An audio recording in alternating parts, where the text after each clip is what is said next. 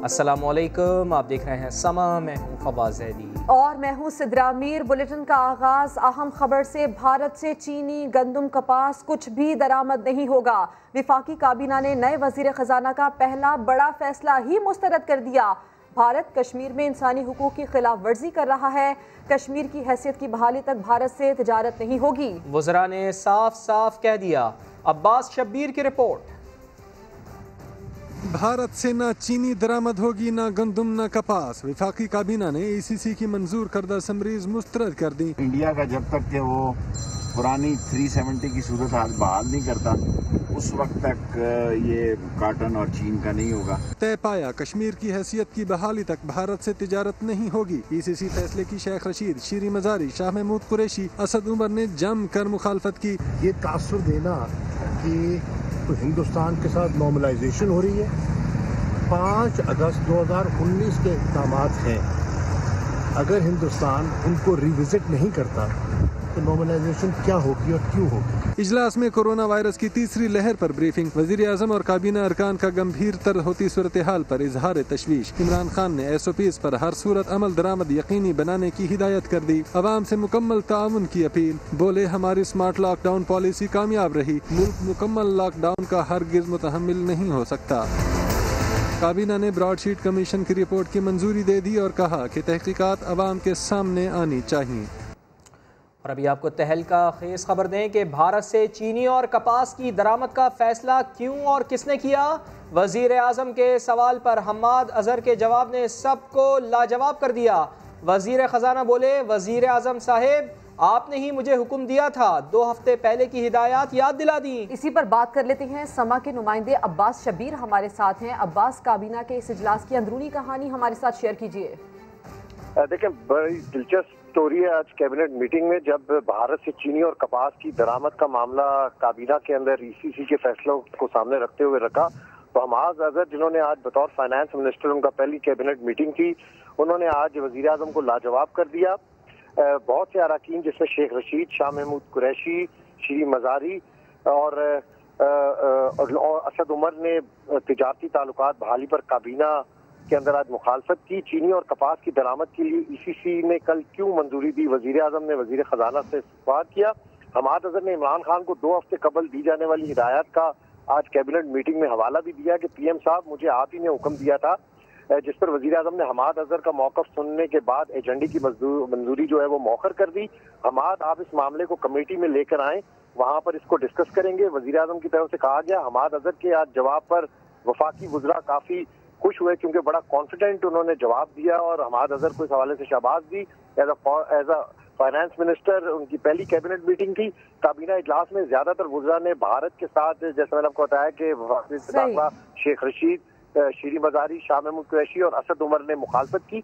बड़ी दिलचस्प गुफ्तगू आज कैबिनेट मीटिंग में हुई, जब चीनी और कपास की दरामद का मामला ECC के फैसले को सामने रखकर उठाया गया, जिसको आज काबीना ने कर दिया। और जब वजीर आजम ने ये सवाल किया हम्माद अजहर से कि भारत से चीनी और कपास की दरामद का फैसला क्यों और किसने किया, तो हम्माद अजहर साहब ने जवाब दिया कि वजीर आजम साहब, आपने ही मुझे हुक्म दिया था। इस हवाले से वजीर खजाना हम्माद अजहर ने 2 हफ्ते होने वाली पहले वाली गुफ्तगू भी वजीर आजम को याद दिला दी। इस पर वजीर खजाना हम्माद अजहर के जवाब पर विफाकी वज़रा ने भी उनको शाबाश दी। अब्बास, तफसील के लिए आपका शुक्रिया।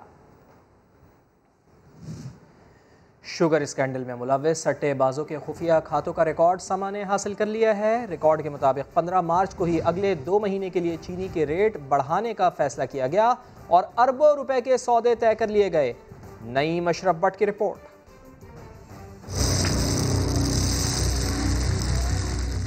मिठास में महंगाई का जहर घोलने वाले बेनकाब शुगर स्कैंडल के सट्टेबाजों का खुफिया रिकॉर्ड सिर्फ समा पर।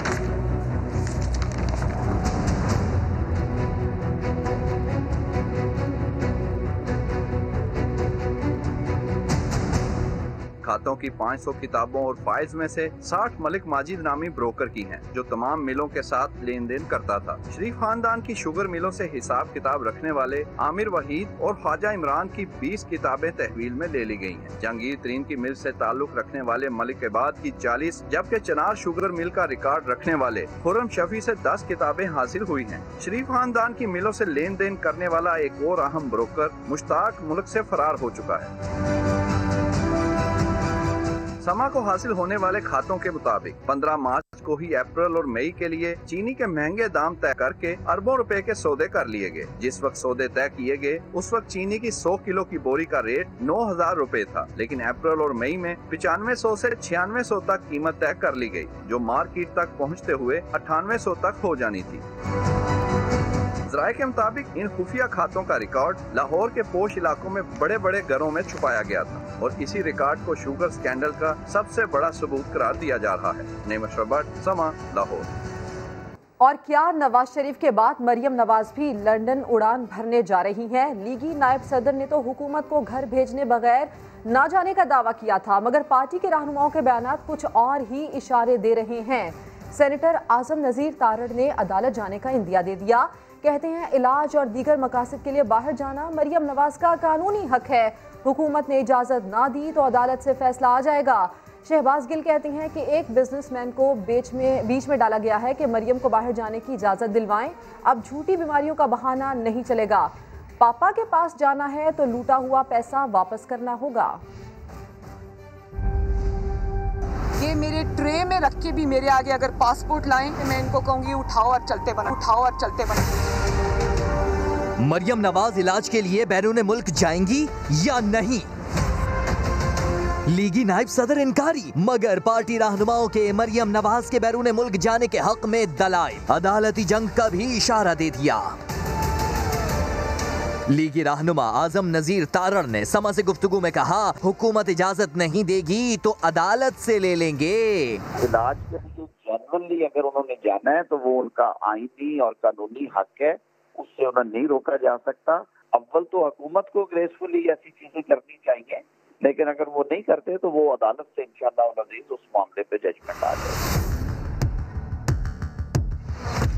राना सनाउल्लाह ने भी मरियम के जाने का इशारा दिया। अगर उनको बाहर अपने अजीज़ों से मिलने या किसी दूसरे घर से जाना पड़ा तो सारी दुनिया जाती है, आ जाते हैं लोग, तो ये कोई ऐसा तो नहीं है कि उनका जाना जो है वो मना है। उधर मुआविन खुसूसी शहबाज गिल ने दावा किया कि नून लीग डोरियां हिला रही है। एक बिजनेसमैन को इन्वॉल्व किया जिसने दाएं बाएं बताने की कोशिश की कि बहुत सख्त तबीयत ख़राब है और अगर बाहर जाने दिया जाए तो वो बहुत ही अच्छा फैसला होगा। शहबाज गिल ने डॉक्टर अदनान को ट्रैवल एजेंट करार दे दिया है, तो ट्रैवल एजेंट, इसमें तो कोई शक नहीं। तो वो एक झूठी रिपोर्ट को रो रो के इतना सच्चा साबित कर देते हैं कि लोगों को यकीन हो जाता है।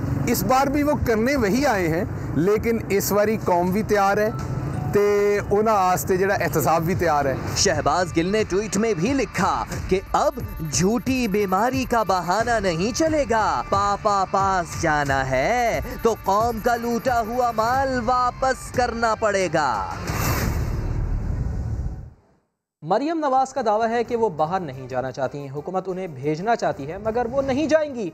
जमानत कबलस गिरफ्तारी ना कराने का दावा किया मगर जमानत हासिल कर ली। आसिफ अली जरदारी और इमरान खान को भाई करार देती रहीं मगर फिर बिलावल को भाई बना लिया। लीगी नायब सदर के माजी के दावों पर देखिए ये रिपोर्ट। चाली हुकूमत 24 घंटे की मारने 8 तारीख को अब या और या पार, 13 दिसंबर को या और या पार इंशाल्लाह। इमरान खान घर कब जा रहे हैं? देखो मेरी बात सुनो, मैं तो तारीखें नहीं दे सकती। पाकिस्तानी सियासत में यू टर्न तो आते रहते हैं। मरियम नवाज भी ऐसा कई बार कर चुकी हैं। जरा मेरे साथ मिलके नारा लगाओ, इमरान जरदारी भाई भाई। सियासी मफाद था या जाने क्या, माजी का दिया ताना अपनायत में बदल गया। बहन भाई का ऐसा रिश्ता बन गया था जो आज मैं और बिलावल निभा रहे हैं। दावा होता था गिरफ्तारी पसंद करेंगी, जमानत नहीं कराएंगी। आपने मुझे गिरफ्तार करना है, सबके सामने करे, मैं बेल बिफोर अरेस्ट नहीं करूँ। मरियम नवाज शरीफ एक सेल के अंदर रह के आई है, अकेली कैद से डरती नहीं है। मगर गुज़िश्ता माह नैब पेशी से पहले मरियम ने जमानत कबलस गिरफ्तारी करा ली। सेनेट इलेक्शन मामला आया, पीडीएम में फूट पड़ी तो दावा हुआ कि कोई नया सिलेक्टर तैयार हो रहा है, मगर इस पर भी यू टर्न। अभी तक एक ही सिलेक्टेड है, उसका नाम है इमरान खान। लीगी नायब सदर धड़ल्ले से कह चुकी हैं कि पाकिस्तान से बाहर किसी सूरत नहीं जाएंगी। ये मेरे ट्रे में रख के भी मेरे आगे अगर पासपोर्ट लाएं और मेरे आगे अगर टिकट लेकर आएं और ECL में मेरा नाम निकालने की कोशिश करें, मैं इनको कहूँगी उठाओ और चलते बनो, उठाओ और चलते बनो। मरियम नवाज ने अब तक तो इस बात पर यू टर्न नहीं लिया, मगर नून लीगी रहनुमाओं की जानिब से बाहर जाने की बातें जरूर होने लगी हैं। सारी दुनिया जाती है, आ जाते हैं लोग। मुशीर बराए एहतसाब शहजाद अकबर कहती हैं, जब तहकीकाती इदारों के बुलाने पर कोई जत्था लेकर पहुंच जाए और कोई सवाल ना उठाए तो फिर यहाँ से NRO मिलता है।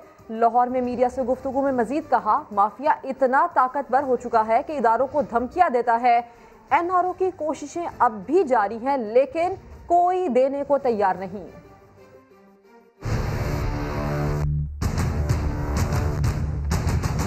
मरियम साहिबा ने इनएक्सपीरियंस होने की वजह से PDM का सत्यानाश किया है।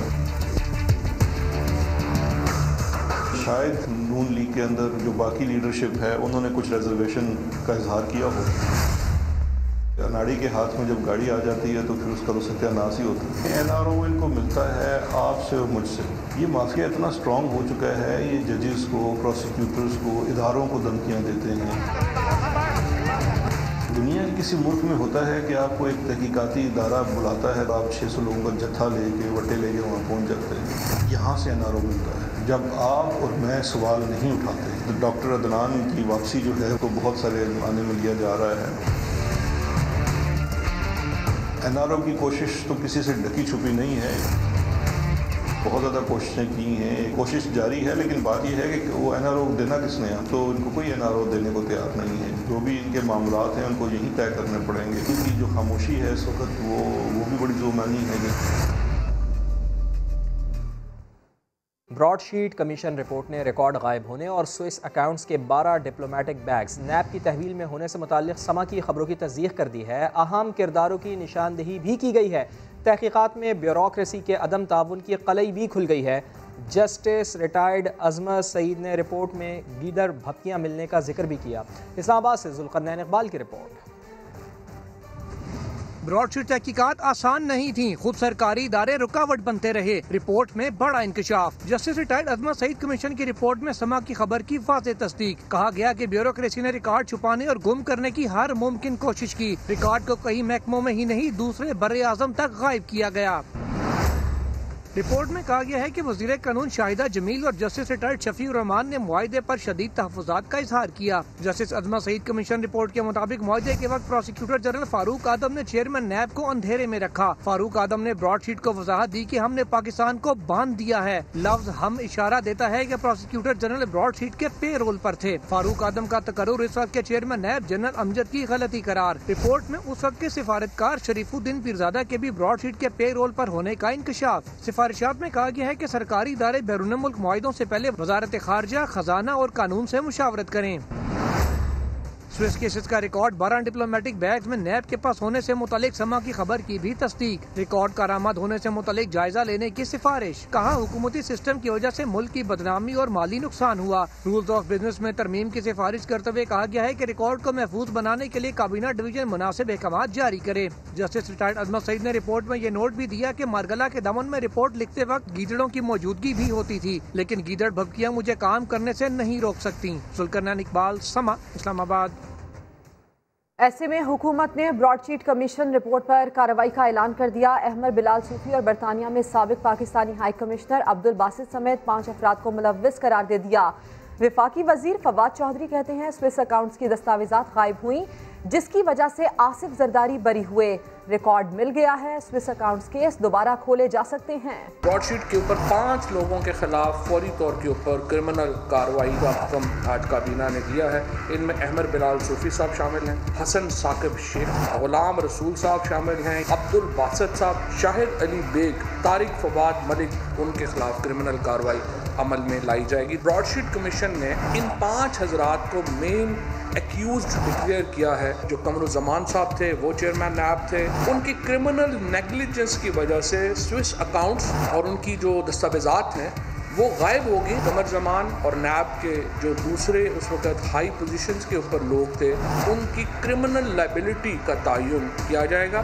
जो आसफ जरदारी साहब, पीपल्स पार्टी की जो बाकी क़यादत थी, जो मुकदमात थे, बरी हुए थे जरदारी साहब, जिसमें कहा गया कि नैब के पास ओरिजिनल रिकॉर्ड मौजूद नहीं है स्विस अकाउंट्स का। ये एक बिल्कुल झूठ बात थी। अब स्विस अकाउंट्स का ओरिजिनल रिकॉर्ड जो है वो हुकूमत के पास मौजूद है और उस बुनियाद के ऊपर जरदारी साहब के ऊपर भी जो स्विस अकाउंट्स हैं वो दोबारा खोले जा सकते हैं। आगे बढ़ते हैं। डस्का ज़िमनी इलेक्शन रीपोलिंग केस में सुप्रीम कोर्ट ने इलेक्शन कमीशन, पुलिस और सिविल इंतजामिया पर बड़े सवालात उठा दिए। ये भी कह दिया कि जुम्मा 2 अप्रैल को इलेक्शन कमीशन के वकील और PTI का जवाबुल जवाब सुनकर समाअत हर सूरत मुकम्मल की जाएगी। डस्का ज़िमनी इंतखाबात रीपोलिंग केस में जस्टिस उमर अता बंदयाल ने बड़े सवालात उठा दिए। कहा सिक्योरिटी इंतजामात इत्मीनान बख्श नहीं थे तो इलेक्शन कमीशन ने क्या किया? पुलिस ताउन नहीं कर रही थी तो मुतबादिल इंतजाम क्यों नहीं किया? सिक्योरिटी इकदाम क्या सिर्फ खत लिखने से हो जाते हैं? इंतखाबी अमल मुलतवी करके पुलिस के खिलाफ कार्रवाई क्यों न की? इलेक्शन कमीशन मुनज़्ज़म धांधली को शवाहिद से साबित करे। मुनज़्ज़म धांधली के शवाहिद नहीं तो कानून की वसी खिलाफ वर्जी दिखाए। 360 में से 340 पोलिंग स्टेशन पर नौशीन इफ्तिखार जीत रही थी। देखना है कि प्रिजाइडिंग अफसरान के लापता होने से क्या नतीजा मुतासिर हुआ। जस्टिस बंदयाल ने पूछा, तशद्दुद, फायरिंग और धमकियां, क्या ये मवाद पूरे हल्के में रीपोल कराने का जवाज हो सकता है? इलेक्शन कमीशन के वकील ने जवाब दिया, फायरिंग, तशद्दुद और धमकियों से पूरे हल्के का रिजल्ट मुतासिर होने का तासुर मिलता है। लीगी उम्मीदवार के वकील सलमान अकरम राजा ने कहा, वहीदा शाह ने प्रिजाइडिंग अफसर को थप्पड़ मारा तो पूरे हल्के में दोबारा इंतखाबात हुए क्योंकि मजमूई तासुर अच्छा नहीं गया था। जिस पर जस्टिस बंदयाल ने कहा, इलेक्शन कमीशन का फैसला बहुत अच्छा है। वहीदा शाह केस में तासुर बहुत मुतल्लिक का था। इलेक्शन कमीशन ने लापता प्रिजाइडिंग अफसरान की लोकेशन का मामला उठाया तो जस्टिस मुनीब अख्तर ने रिमार्क्स दिए कि प्रिजाइडिंग अफसरान की लोकेशन की कोई कानूनी हैसियत नहीं। अदालत ने समाअत 1 रोज के लिए मुलतवी कर दी। मईशत का जहाज कैसे बचाना है, साबिक वज़ीर ख़जाना शौकत तरीन ने मशवरा दे दिया है। समा के प्रोग्राम नदीम मलिक लाइव में बोले, अगर ऑफर हुई तो वजारत ख़जाना पिंजरे में बंद रहकर नहीं चलाऊंगा, शेर की तरह रहूंगा। शौकत तरीन जो है ना, उसको कभी किसी ने पिंजरे में बंद करके नहीं रखा, ना ही रख सका है।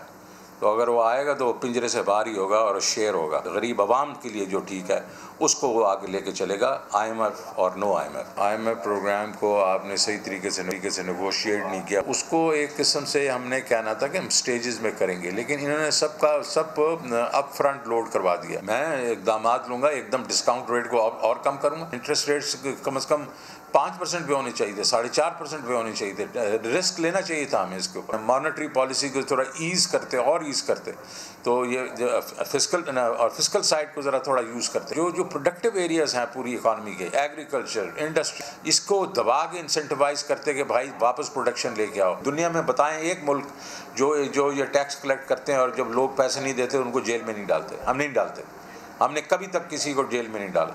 तो इसमें सख्ती करनी पड़ी। 155 से 160 के दरमियान में हमारा एक्सचेंज रेट रहना चाहिए और उसको हम मेंटेन करेंगे अगले 2-3 साल में, और उसके प्रेडिक्टेबिलिटी आ जाएगी और उसकी वजह से हमारी एक्सपोर्ट्स बढ़ेंगी। पाकिस्तानी मईशत तेज़ी से तरक्की के ज़ीने चढ़ने लगी है। बरामदात 10 साल की बुलंद तरीन सतह पर पहुँच गई हैं। मार्च में बरामदात का हजम $2 अरब 34 करोड़ डॉलर से तजावुज़ कर गया। महंगाई की शरह में भी नुमाया कमी आ रही है। 2021 के 3 माह गुजर चुके हैं। रवा साल की पहली तिमाही के दादोशुमार का गुज़श्ता साल के मुकाबले में जायजा लिया जाए तो ये पता चलता है कि पाकिस्तानी मईशत दुरुस्त समत में चल पड़ी है। पिछले साल फरवरी में महंगाई की शरह 12.4% थी और इस साल फरवरी में महंगाई की शरह 8.7% रही है। मार्च 2020 में डॉलर 165 रुपये से ज्यादा का था, जो मार्च 2021 में 153 रुपये तक आ चुका है। पिछले साल मार्च में स्टॉक मार्केट 100 इंडेक्स 29,231 पर था, जो कि इस साल मार्च के इख्तिताम पर 44,000 से ऊपर रहा। सोने की कीमत की अगर बात करें तो इसमें कुछ इजाफा देखा गया है। मार्च 2020 में 1 तोला सोना 1 लाख रुपए का था, जो कि इस साल मार्च में 1,06,000 तक रहा है, मगर 1 अप्रैल को इसमें भी तकरीबन 3,000 रुपए की कमी हुई है। मार्च 2020 में ज़र मुबादला के मजमूई ज़खायर 17 अरब डॉलर थे, जो मार्च 2021 में 20 अरब 43 करोड़ डॉलर तक पहुंच गए हैं। बरामदात के शोबे से भी कुछ अच्छी खबरें आ रही हैं। फरवरी 2020 में बरामदात का हजम 1.81 अरब डॉलर था, जबकि फरवरी 2021 में 2.34 अरब डॉलर की रिकॉर्ड बरामदात हुई हैं। फरवरी 2020 में बैरून मुल्क से पाकिस्तानियों ने 1.82 अरब डॉलर वतन भिजवाए, जबकि फरवरी 2021 में तरसीलाते ज़र भी 2.26 अरब डॉलर रहीं। यानी कि मजमूई तौर पर तमाम अशारिये मुस्बत मंजरनामा पेश कर रहे हैं। बुलेटिन में आगे देखिए, शौक का कोई मोल नहीं। रमज़ानुल मुबारक में मसाजिद नमाज, तरावी और दीगर इबादात के लिए खुली रहेंगी। NCOC ने वफाकी वज़ीर मजहबी उमूर नूरुल हक क़ादरी से मुशावरत के बाद फ़ैसला जारी कर दिया है। रमज़ानुल मुबारक में मसाजिद नमाज और तरावी के लिए खुली रहेंगी। फ़ैसला हुआ है मसाजिद में इबादात की SOPs के तहत इजाज़त होगी। वफाकी वज़ीर असद उमर की ज़ेर सदारत NCOC के इजलास में फ़ैसला किया गया है। सेवन में कोरोना वबा के बाइस हज़रत लाल शहबाज कलंदर के मज़ार की बंदिश पर ज़ायरीन मुश्तइल हो गए। मरकज़ी दरवाज़ा तोड़ दिया गया और पुलिस एहलकारों पर पत्थर बरसाते हुए अंदर दाखिल हो गए हैं। समग्र नुमाइंदे इम्तियाज़ अली से मज़ीद जानते हैं। इम्तियाज़ अली, बताइएगा क्या सूरत हाल देख रहे हैं यहाँ पर? जी, सूरत हाल इस वक्त जो है वो लाल शहबाज कलंदर की दरगाह पर जो आए हुए पंजाब और दीगर मुल्क के शहरों से ज़ायरीन है वो मुश्तइल हो गए हैं और मेन दरवाज़ा जो है लाल शहबाज कलंदर का वो तोड़कर दरगाह के अंदर जाना शुरू हो चुके हैं। जबकि पुलिस को उन लोगों ने रोकने की कोशिश की तो पुलिस पर जो है पथराव किया गया, जिसमें मुतअद्दिद पुलिस एहलकार जो है जख्मी हुए हैं, जबकि पुलिस मोबाइल हैं उनके शीशे भी टूट चुके हैं। ठीक है, बहुत शुक्रिया आपका। अभी एक ब्रेक, जिसके बाद होंगी हेडलाइंस। आप देखते रहिए समय।